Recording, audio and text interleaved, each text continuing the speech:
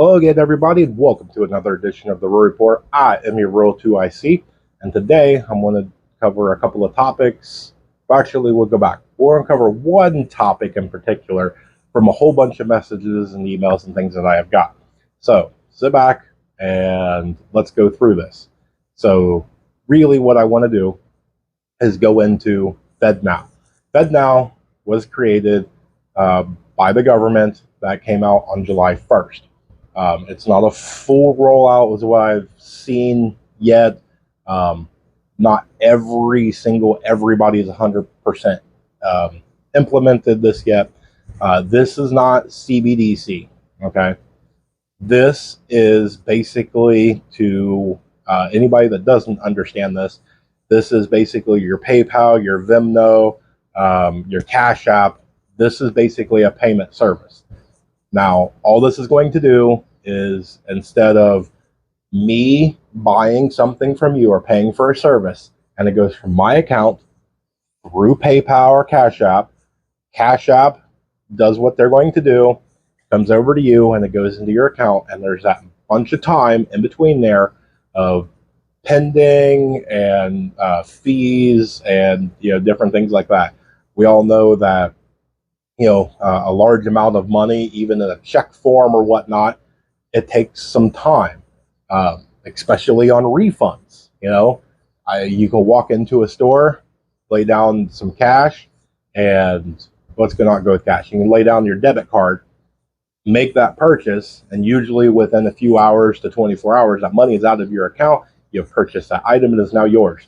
You decide that you no longer want that item, so you take it back to the store during the refunded period of agreed upon time, and they tell you it'll be 7 to 10 business days before you get your money back. Now, from the way I've understood it, now I could be wrong, but I've done a lot of research and reading on this. This is supposed to be instantaneous both ways.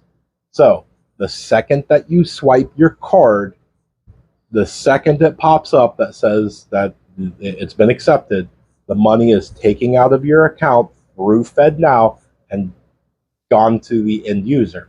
It's supposed to work both ways, that if you swipe your card to get a refund, it's instantaneous. Now, that could be a very good thing, especially right now with inflation and money and things like that. Now, I've had a few people, one in particular, write me that said the way things are going, that they live very much paycheck to paycheck. And one of the things that they have discovered a little while ago, they would take and only have $8-10 or so in their account, and they would need gas on Thursday night when they got paid on Friday.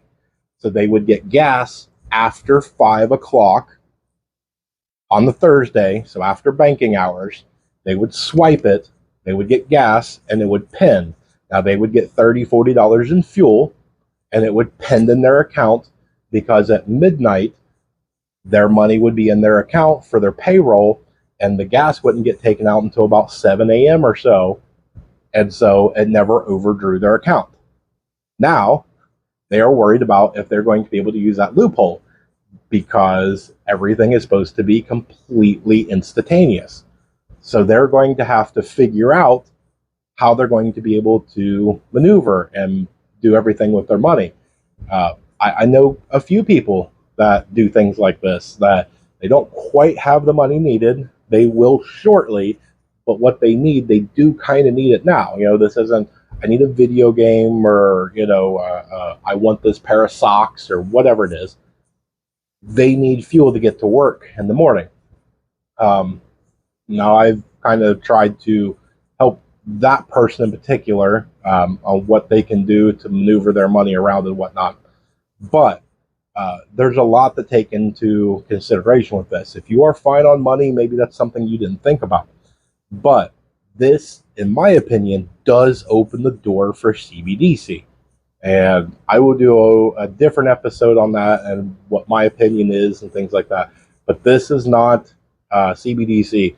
It's a form of it in a sense, but full CBDC means that your paper money, your silver, gold, things like that will always exist unless they do some sort of a ban or whatever. We'll get into that, some other time.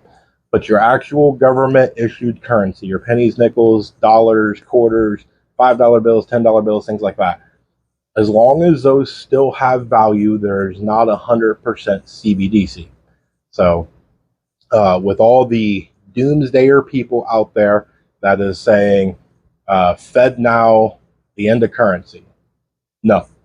Is it a step in the direction of what they're saying? Yes, it is. But this is a step, meaning that this could be the first step and it never goes beyond that. So you have to take into context and consideration about all of this. They may have 4 or 5 steps, and this may be the only step that they get, and things stop, pause, prolong, whatever, from getting to those final steps. As of right now, there's no cause for concern outside of a few variables for select people.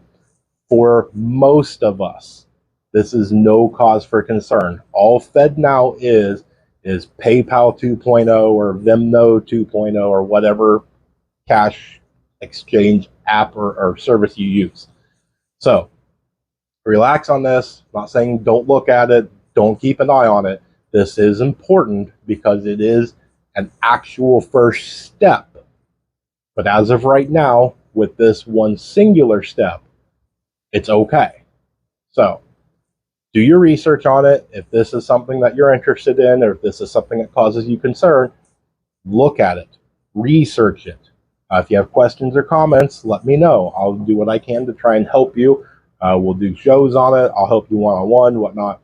But as of right now, we're fine.